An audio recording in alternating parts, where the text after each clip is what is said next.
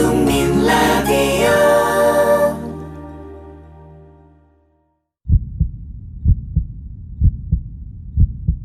마키아벨리즘을 들어보셨습니까? 마키아벨리즘은 인간은 본디 악하고 이기적이며 은혜를 모르고 변덕이 심하며 배신을 잘한다는 판단이 전제되어 있습니다. 때문에 이전에 윤리와 이념을 앞세운 이상정치는 말 그대로 이상에 그친다고 봤습니다. 그렇다면 어떻게 해야 하느냐? 정치를 하기 위해선 잔인하고 부도덕한 방법도 사용해야 한다는 것입니다. 한국에서 박정희는 그 교본에 충실했던 인물입니다. 딸도 그것이 첩경이자 왕도인 줄 믿고 있었던 것 같습니다. 마키아벨리즘의 결말은 어떠했을까요? 아버지 박정희가 걸은 길을 찬찬히 되짚어 가겠습니다.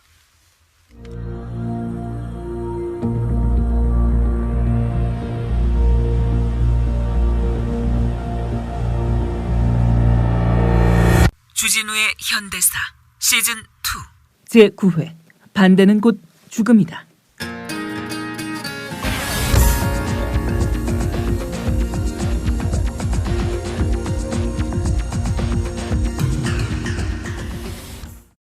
대통령의 눈물 몇 방울에 이미 완전히 침몰한 세월호는 또 한 번 물속으로 가라앉았습니다.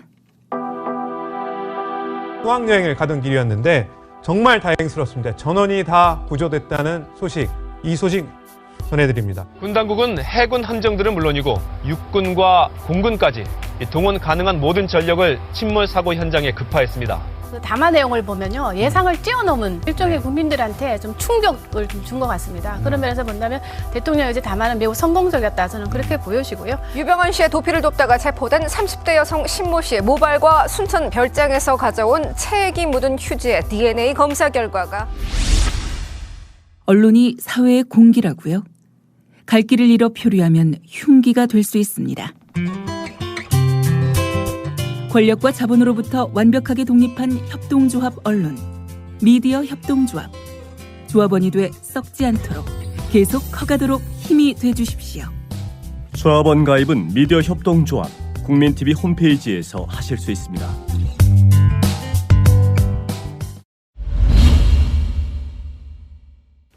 개새끼야, 씨발 새끼야, 개새끼야, 이 새끼야, 네가 야당 놈들 거수기 노릇한 그 새끼 맞냐? 이 개새끼야, 이 씨발놈아. 니들 내가 누군 줄 알고? 잘 알지, 개새끼야. 각하를 궁지에 빠뜨린 새끼 아니야? 씨발놈아. 뭐야? 아이 씨발, 이거 뭐야, 이거 뭐 피야 이거 뭐? 아이 씨발, 똥이. 야, 이 개새끼야, 어디서 똥을 찌르고 앉았어, 이 개새끼가, 이 씨발. 지금은 1971년 10월 중앙정보부. 극심한 구타와 고문은 옆방에서도 자행됐다. 야, 김성곤이 그말 가려해. 야, 이 새끼야, 분위기 파악도 못하는 새끼. 야, 카카를 어떻게 씨발놈아 정만아. 청와대에서 시켰냐? 아니면 청와대에 일러바치게? 일러봐, 이 씨발놈아. 상 주실 테니까. 야, 예. 저기 가지고 쪽집게 좀 가져와봐. 예, 알겠습니다. 아이고, 이 수염 달고 다니느라 얼마나 고생스러워. 응? 내가 반은 좀 제거해 줄게. 하나하나 떼어줄게. 응? 자,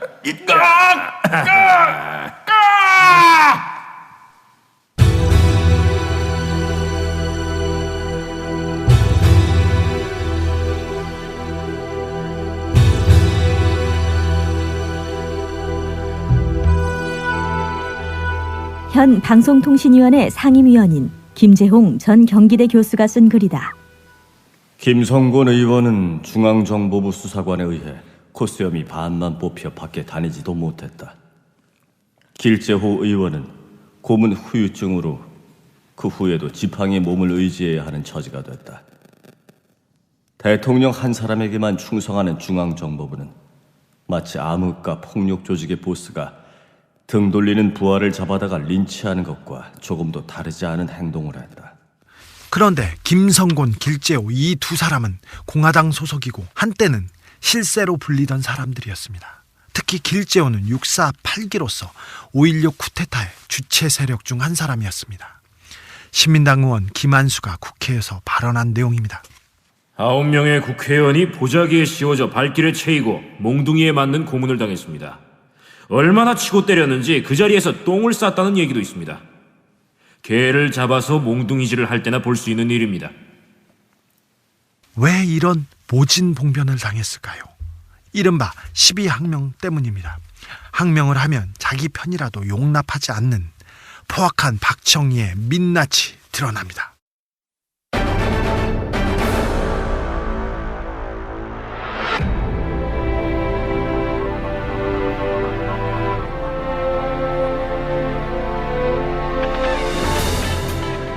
굴욕의 주인공 김성곤, 길재호, 김진만, 백남억 이 네 사람은 막강한 실세였다. 이들을 권력자로 만든 주체는 놀랍게도 박정희였다. 이 김종필이가 내 다음을 노리는 것 같다. 그 주변 끈앞풀들이 날뛰는 걸 보니 말이야. 안 되겠어. 견제 세력을 키워야 돼. 1968년 총선을 앞두고 공천부터 서서히 당 전반을 장악해가던 그들. 1970년이 되기 전에 당의 주도권을 손안에 넣습니다. 박정희가 모를 수 없으며 알았다면 묵인했다는 것이 옳습니다. 그런데 박정희가 내가 호랑이를 키웠다라며 후회하게 되기까지는 시간이 얼마 걸리지 않았습니다. 아니 뭐야? 김성곤 이 자식이 뭐라고 했어? 저 각하의 3선 임기가 끝나면 헌법을 개정해서 대통령의 권한을 약화시키고 내각에 실권을 주는 이른바 이원 집정부제에 대한 아이디어를 이 사람 저 사람한테 묻고 다녔다는 겁니다. 김성곤 이 새끼 이 간이 배 밖으로 나왔구만. 김성곤이 박정희에게 미움을 산 또 다른 증거. MBC 드라마 제3공화국 26회 방송분. 아니 공무원들이 국록보다도 김성곤한테 받은 돈이 더 많다고? 예. 4인 체제들의 선거구에서는 군수고 소장이고 직속 상관 명령을 듣지를 않습니다. 뭐야? 공무원들의 기강이 그 정도란 말이야? 죄송합니다, 각하. 김성곤 의원하고 4인 체제 위세가 워낙 강해서. 당장 조사를 해. 당장 조사를 해서 문책을 하라고. 예, 각하. 김성곤은 박정희의 비밀을 공유했다는 설이 많았다. 김성곤은 공화당 재정위원장이 되면서 대기업 돈을 걷어 박정희에게 갖다 바치는 역할을 해왔다는 평이 적지 않았다. 그 자신이 쌍용그룹의 창업자이기도 한 김성곤은 기업인의 심리를 너무나 잘 알았다. 아이고 박 회장. 아이고 김 위원장님. 아유 이렇게 챙겨주셔서 감사합니다. 그 박 회장 사업권 대통령 각하에 결제가 났어요. 10% 조기 상납 잊지 마시고. 그럼요. 정부 말초 사업에 이 10%는 매우 크게 남는 거죠. 저희는 한 20%도 드릴 마음이 있습니다. 마음은 잘 알겠소. 김성곤 위원장님, 앞으로 이런 기회 자주 주십시오. 하는 거 봤어. 영업이사 들어와봐.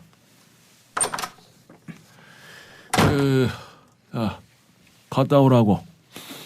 몇 군데 정치자금 수금해야지. 중앙정보부로부터 지급받았지? 예. 그 중앙정보부 요원 신분증 그리고 권총 지급받았습니다. 너무 오버하지 말고 신속하게 걷어와. 이런 부정부패를 박정희와 공유한 탓일까? 김성곤은 박정희가 두렵지 않았다. 여기는 청와대 집무실. 내무부 장관. 네, 각하. 박정희 앞에 앉아있는 사람은 오치성이다. 이건 말이야. 이 김성곤이 끈앞풀이. 내무부 관료, 경찰, 아이고 이렇게 많았습니까? 220명이야. 모조리 정리해. 이거 제 능력 밖인데. 내가 시키는 일이. 결국 오치성은 일을 내고야 만다. 김성곤과 길재호가 발끈했다. 오치성 이 치졸한 놈. 어떻게 이렇게... 이건 박정희가 시키지 않고서야. 어차피 잘 됐어. 내무부 장관이 책임져야 할 일이 어디 이것뿐인가? 저기 부담 안 되겠어요? 때마침 야당 의원들이 해임 결의안을 냈지 않소. 김종필을 견제한다는 의미에서는 같은 편이었으나 오치성 건으로 갈라서게 된 전 중앙정보부장 김영욱. 김영욱은 이 4인방에 대해 야당을 부추기고는 오치성 해임 건의안을 발의케 했다고 주장합니다. 결과는 어떻게 됐을까요? 1971년 10월 2일로 가봅니다. 대표 결과입니다. 총 투표수 203 가운데 가 107, 부 90, 무효 6표로 내무부 장관 오치성 해임 결의안은 가결되었음을 선포합니다.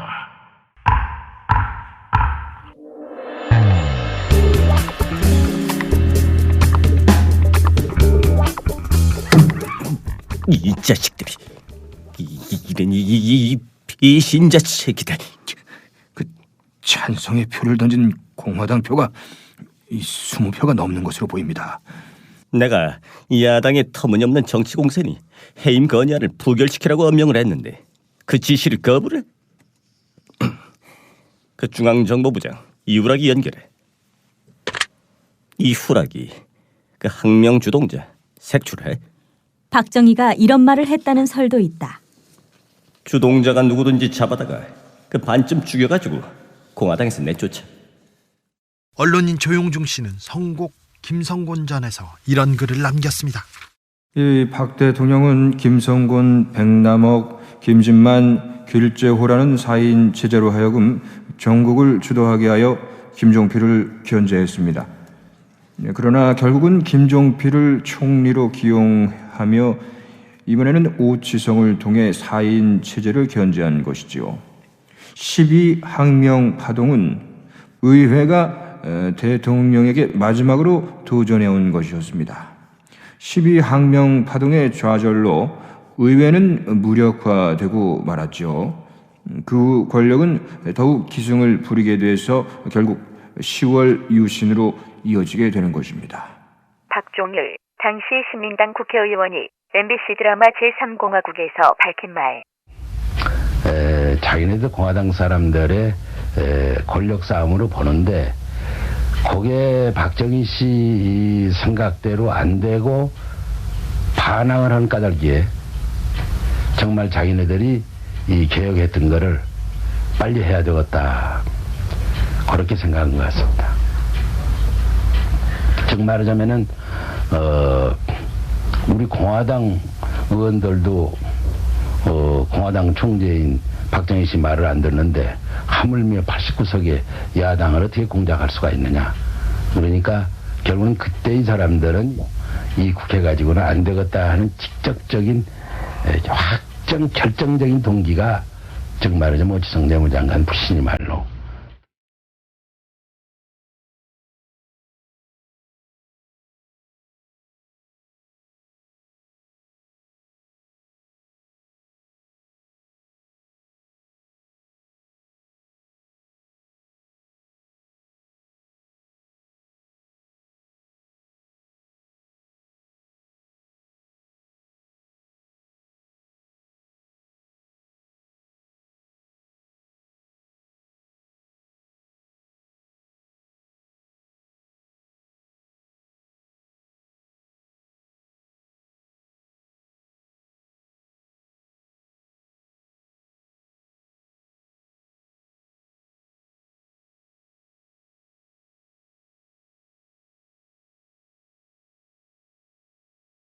후임자가 아직 오지도 않았는데 자리를 먼저 빼라고 했다면 사실상 경질한 거나 다름없습니다. 박근혜 대통령이 서남수 교육부 장관과 유진용 문화체육관광부 장관에게 이런 조치를 취했습니다. 문화체육관광부 장관은 인선조차 이루어지지 않은 상황에서 두 장관의 면직은 사실상 경질로 이례적이란 평가입니다. 지금이 굉장히 중대한 국면이고 우리에겐 시간이 없습니다. 2014년 6월 문화체육관광부 장관 유진룡은 러시아에 있었습니다. 그에게 외교 전문이 날아들었습니다. 장관님, 왜요? 저 서울에서 외교 전문이 왔습니다. 아이, 내 앞으로? 네. 표정이 왜 그래? 이리 줘봐요. 해임? 날 해임한다고?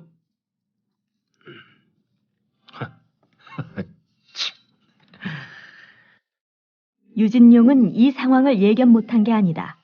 청와대와 유 전 장관이 인사와 정책을 놓고 사사건건 대립한 게 전격 경질의 이유로 보인다. 지난 5월쯤 청와대가 한국관광공사 사장에 잔이윤 씨를 내정하려고 하자 안 됩니다. 잔이윤 씨가 관광공사 수장으로서 업무 연관성이 있습니까? 그러자 청와대가 등급을 낮춰 잔이윤 씨를 관광공사 상임감사로 선임하려고 했다. 그러자 사장이나 감사나 제 입장은 달라지지 않습니다. 한마디로 안 됩니다. 그러나 청와대는 밀어붙였고 숱한 논란 속에 잔이윤 씨는 관광공사 감사로 임명된다. 유진룡 장관이 청와대와 충돌을 빚게 된 계기가 된 사건, 2013년 7월 이 일이 아닐까 싶습니다. 박근혜 대통령과 유진룡 장관의 대화. 승마협회 비리 조사 결과가 나왔더군요. 예. 내용이 심각한데요. 보셨지요? 이래서야 체육계 비리가 근절되겠습니까? 예? 특히 노태강 체육국장, 진재수 과장, 이 사람들 내가 듣기로는 나쁜 사람들이라고 합니다. 조치 취하세요. 그건 안 됩니다. 조치 취하세요. 박근혜 대통령은 누구에게 어떤 쪽지를 받고는 이런 인사를 지시했을까요? 분명한 것은 승마협회 비리 조사 보고서가 정윤회 씨 부부를 불편하게 했을 내용이라는 점입니다. 유진룡 장관의 말입니다. 승마 선수인 정윤회 씨의 딸을 두고 각종 특혜 시비가 불거졌지요. 정윤회 씨 부부가 청와대 등을 통해서 승마협회에 영향력을 행사한다는 소문이 파다했고요.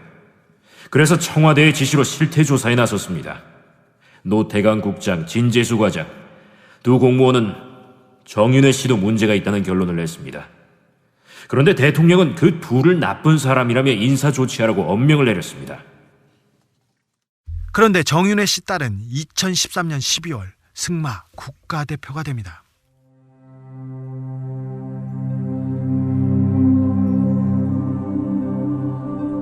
유진룡 장관의 반대 행보는 계속됐습니다.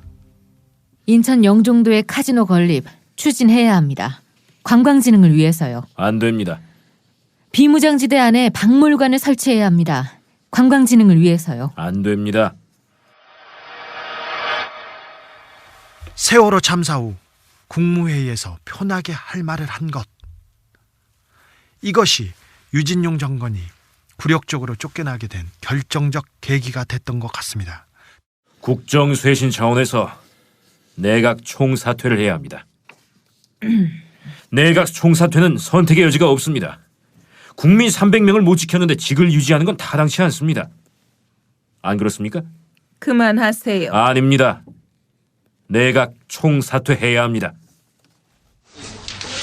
지난 2006년 청와대의 인사청탁을 거부해 취임 6개월 만에 경질된 것으로 알려진 유진룡 당시 문화체육관광부 차관. 당시 야당으로부터 낙하산 인사를 정면으로 거부하면서 정의의 아이콘으로 떠올랐습니다. 한나라당 김정권 의원은 당 홈페이지에 유진룡 전 문화부 차관께라는 글을 올려 유 전 차관을 독려했습니다. 김 전 의원은 청탁에 아니오라고 외치는 건 우리 사회를 깨우치는 죽비소리라며 정의의 호루라기를 불어야 한다고 강조했습니다. 하지만 8년 만에 상황은 180도 바뀌었습니다. 최근 유진룡 전 장관이 박근혜 대통령의 인사 개입을 폭로하자 이에 대한 거센 비난에 직면하고 있기 때문입니다. 친박 핵심인 새누리당 김재원 의원은 유 전 장관의 자질 문제까지 지적하면서 비판의 수위를 높였습니다. 도대체 왜 이런 분을 장관에 임명을 해서 나라 일을 맡겼는지 기가 막힐 지경입니다. 좀 검증을 해서 장관을 시켜야 되지 않느냐 그런 생각입니다. 2013년은 마키아벨리의 군주론 발간 500년이 되는 해였습니다. 군주로는 권모술수 정치의 교과서처럼 돼 있습니다. 그러나 군주로는 사자의 잔인함만을 가르치지 않습니다. 여유의 지혜도 요구합니다. 한 부분을 소개하겠습니다. 능력도 있고 충성심도 강한 신하를 둔 군주는 역사에서 현명한 존재로 기억된다. 신하의 장단점을 제대로 살피는 통찰력 때문이다. 훌륭한 신하를 곁에 두려면 은혜로 그를 묶어야 하고 아첨꾼에게 속지 말아야 한다. 현명하지 못한 군주는 훌륭한 조언도 제대로 받지 못하는 법이다. 훌륭한 조언을 맹목적으로 반대로만 규정하고 보복을 일삼는 지도자에게 능력과 충성심을 겸비한 신하가 곁에 있을 리 없습니다.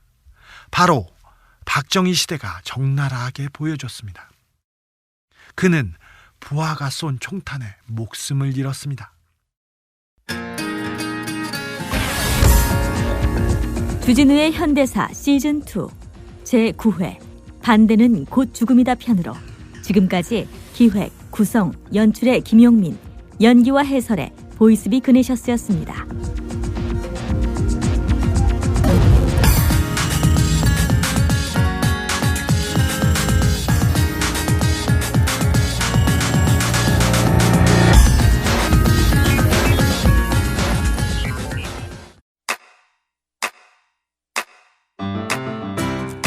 국민 라디오 지지하는 4가지 방법 아시나요? 다운로드하기, 별점 주기, 댓글 달기, 구독하기. 국민 라디오를 보다 많은 이들에게 전할 수 있는 가장 손쉬운 방법. 다운로드하기, 별점 주기, 댓글 달기, 구독하기. 잊지 마세요. 다운로드하기, 별점 주기, 댓글 달기, 구독하기.